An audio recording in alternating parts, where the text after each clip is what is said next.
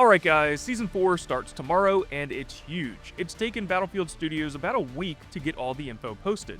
So, with the start of the season just hours away, here's everything you can expect starting tomorrow, and a detailed overview of what's to come throughout Season 4. So, starting tomorrow, July 21st, Battlefield 6 is getting update 1.4.1.0, which kicks off Season 4, Pacific Front. At 8 AM UTC, the update is available for download across every platform, and then at 12 PM the actual Season 4 content goes live. So that's our first new map, a new dynamic wave system, new boats, new weapons, RedSec updates, portal updates, and Season 4 Battle Pass all turning on at once. But like always, before we get into the full details, if you enjoy in-depth reviews and discussions about all things Battlefield, drop a like and hit subscribe, and let's talk about the kickoff of Season 4.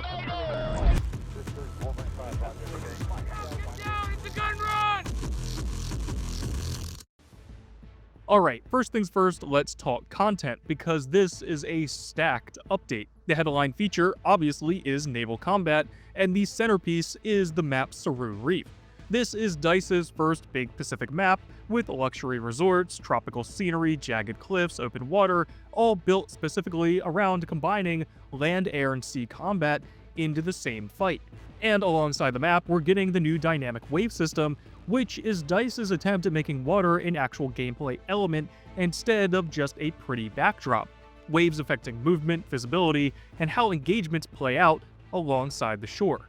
For vehicles, we're getting two new naval options right out of the gate. The RCB-90 patrol boat, commonly known as the attack boat, is a two-seat armor boat built around pushing hard and flanking from the water, as well as the classic RIB, which is a four-seater light transport boat pulled straight over from RedSec, mounted machine gun and all.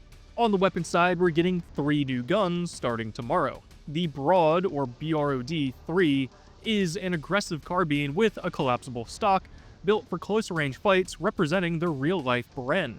The EF-88 is the bullpup assault rifle aimed for mid to long-range fights, which everyone is going to call the AUG. And then the VSSM is the suppressed subsonic DMR with full auto capability, which the community has recognized as the AS-VAL. We're also getting two new attachments, including the extended barrel for shotguns, which adds 4 inches and increases velocity at the cost of ADS speed and mobility. Beside that, we're getting a new LPVO, which can go between 1.5 and 4.5 on supported weapons. Now, what's not dropping tomorrow, but is confirmed for later in the season. Wake Island is coming back. We're getting the new interdictor sniper rifle, which is going to be called the HTI the second it drops, and two new aircraft in the form of the Grumman F-14 Tomcat and the F-18 Super Hornet. And that leads perfectly into the huge news that dropped literally today as I'm recording, which is Battlefield is collaborating with Top Gun. This is Battlefield's first ever entertainment-focused collaboration done in partnership with Paramount, and it's a bigger deal than I expected. 3 characters from Top Gun are coming into the game, fully voiced by their original actors. Rooster, played by Miles Teller, Bob, played by Lewis Pullman, and Admiral Warlock, played by Charles Parnell, with Top Gun-inspired skins and cosmetics alongside them, which we can debate in the comments. And alongside the characters, we're getting a brand new mode, which officially reads as, quote, "The iconic Battlefield 4's Carrier Assault mode returns to Battlefield 6 multiplayer on August 18th. Carrier Strike, it's now called. The mode has been reworked and improved, requiring land, naval, and aviation squads operating at maximum effort in an adrenaline-fueled battle to destroy the opposition's carrier. Ground troops punch through the line, working alongside naval forces to pave a path to victory. Aviators can soar over enemy lines, but will need to stay alert to avoid anti-aircraft attacks. Come out on top by successfully seizing and taking down the enemy aircraft carrier." So Carrier Assault is coming back, rebranded as Carrier Strike, with full combined arms warfare across land, air, and sea. That is exactly the kind of classic Battlefield content many fans have been begging this game to lean into since release. And on top of that mode, there's also a new Jets-only Gauntlet mission coming to RedSec, built on a reworked version of Tsuru Reef, where it's just pure dogfighting to see who's the best of the best. Now, timing-wise, this Top Gun content isn't part of tomorrow's update. This is Phase 2 of the season, landing August 18th. So the full roadmap reads like this. Phase 1, Pacific Front, is tomorrow with Tsuru Reef and the Dynamic Wave System. Phase 2, the Top Gun collab, hits August 18th alongside the Wake Island remaster, Carrier Strike, and the F-18 and F-14. And Phase 3, called Tidal Strike, closes out the season September 15th with a collection event built around naval-based contracts and challenges. I'll be honest, I did not expect Battlefield to go the movie star collab route after all the complaints about stuff like the motocross event feeling tone-deaf. But this feels a little different, I guess. Top Gun and naval warfare are clearly a natural pairing, and the actors are actually doing real voice work instead of just slapping it over a pre-existing cosmetic. And it's thematically tied to the season instead of being random like the Supercross event, so let's see how it turns out, because as of right now on social media, it doesn't look like the fans are all that pleased. Now, moving on to RedSec, Rank Battle Royale is getting a full new season with an updated competitive leaderboard and permanent new rewards. And Naval Combat is officially reaching Fort Linden Marina, so expect boats and water fights to become part of the Battle Royale meta as well. There's also a specific competitive change worth calling out. Vehicle keycards, main battle tanks, and IFVs are being totally removed from the Ranked Battle Royale. That's a pretty significant shift, and one that's been a long time coming. Now, speaking of RedSec changes, I gotta flag something that's also been a long time coming, and that's the M320 nerf. This thing is my personal crutch in Ranked, and DICE is hitting it in two places at once. At level 2, the Grenadier trait, they're removing the bonus HE ammo you used to get immediately upon unlocking it, and reducing the max HE ammo increase from 5 down to 4. Then at level 3, the Cluster Munitions trait is getting gutted. The submunition count is dropping from 6 down to 3. Max blast damage per submunition is going from 30 down to 20. Blast radius is shrinking from 2 meters to 1.5, and the max damage distance is being cut from 0.6 meters to 0.3. They're also adjusting submunition dispersion and bounce behavior so the bombs spread out more instead of clustering. Moving on, they're also cleaning up how end-of-round scoring displays. Kills and assists now combine with their cap reductions into one clear number. RP now displays correctly even when it drops below 0, and they've improved clarity around player ranks and class during the pre-round sequence. AKA, they're just trying to make the pre-round sequence work. In general, this all sounds like smaller UI stuff, but if you remember me complaining about how clumsy the RP system felt back during my Ranked Changes video, this is at least a step towards transparency, even if the actual scoring philosophy still needs work. But guys, I gotta talk about ProxyChat for a second, because out of everything coming later this season, this is genuinely my most hyped feature by a mile, and I think it's going to change only in Battlefield moments forever. DICE devs actually put out a statement on this one on Reddit, and I want to read part of it because it details their thinking pretty well. They said, quote, "Yes, we have the first iteration of ProxyChat coming during Season 4. We're excited to get this feature into your hands and continue iterating on this feature alongside you." They also confirmed there will be mode-specific rules that define whether enemies can or cannot hear you, and that ProxyChat will be for both RedSec and multiplayer, arriving later in Season 4 as this first iteration before they continue to evolve it with player feedback. And honestly, I'm so hyped for this. Think about what this actually means. Hearing enemies coordinating on the other side of a building, talking your way out of a firefight in RedSec, squads shit-talking across the map in the middle of chaos. That's the kind of emergent, chaotic, no other shooter does this moments Battlefield has been missing.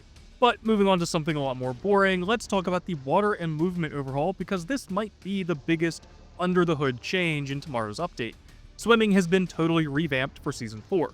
New animations, new physics, better wave behavior, and Dragon Revive now works underwater, meaning your squad can actually save you if you go down near the shoreline instead of just watching you drown. Aim Assist now fully supports enemies while they're swimming, fall damage is reduced when you land in shallow water, parachutes deploy correctly near water instead of glitching out, and you can now spawn on squad mates who are swimming in deep water. They also touched underwater combat specifically. Bullets now lose damage traveling through water, and can deal 0 damage if they travel far enough. RPG detonations underwater no longer throw up dirt, and spotting is now totally blocked while you're deep underwater, with spotted players actually clearing off the map the moment they dive. This all means submerging isn't just a visual gimmick, but it can now be a tactical option. On the movement side, outside of water, sliding requires a slightly higher movement speed threshold now, which should stop that annoying bug when sliding would trigger without actually sprinting first, and it no longer re-triggers if you're still holding crouch after your first slide. Vehicle-wise, helicopter rotor wash now affects vegetation realistically, tank driver aiming is more consistent between third-person and scoped first-person on steep slopes, and boats, amphibious vehicles, and ground vehicles all get improved visual feedback interacting with water, and bots have gotten a full water behavior pass as well. Portal is also getting some real attention this update with new SDK functions, fixes to the rules editor and spatial editor, MCOM behavior fixes, and Season 3 weapons, attachments, and gadgets are finally being added into Portal. Commander Tactical Advice is also returning to Obliteration, and Tactical Obliteration now working alongside player-placed advice. So, stepping back for a second, here's how I actually feel about where this puts the game. Looking back, Season 3 almost feels like a teaser in hindsight. It was the real transition point away from the original release version of the game, which always kind of felt built for streamers, built for a Call of Duty audience, built around limited time modes and quick hooks, and into something that's actually starting to feel like classic Battlefield. Goldmid, the M16, now Naval Warfare, Carrier, Salt Lake Island, and so on. Season 4 is the season that actually commits to that classic Battlefield identity fans have been asking for since the game even came out. Because look, in a vacuum, Season 3 was pretty good, but it was also a masterclass in one step forward, two steps back.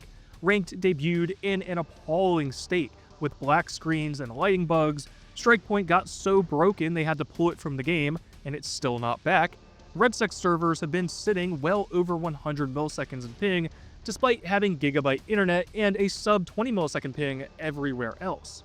And even by the final update of Season 3 months later, DICE still hadn't fully sorted it out. So here's my concern heading into tomorrow. This is a massive content drop, a brand new combat domain in naval warfare, an entirely reworked swimming and water system touching movement, vehicles, weapons, and AI all at once, plus a new bigger map than anything we've seen built for this mode before. That is exactly the kind of sweeping, systematic change that has historically been where Battlefield can fall apart.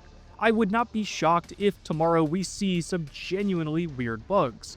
And RedSec is my other worry. They're removing tanks and IVs from ranked, which I'm okay with, but Naval Combat is now reaching Fort Linden Marina, and we've got a whole extra jets-only gauntlet mode coming next month as well. So DICE needs to have their netcode in order before they start stacking more vehicle-heavy modes on top of an already kinda busted RedSec. But I'll say this, I'd rather Battlefield Studios keep swinging for big, ambitious content like this than sit on their hands and just drip-feed cosmetics. Naval Warfare has always represented the best of what Battlefield can be, and if this update lands anywhere even close to what Battlefield 4's Naval Strike did, this could be one of the best content drops this game has seen. And with ProxyChat and Carrier Strike still to come, I genuinely think this could end up being one of the most content-dense, most exciting updates Battlefield 6 has yet to see. And I hope the Foundation and bounce decisions can hold up under the weight of it, because I think a lot of classic fans are going to come try it out.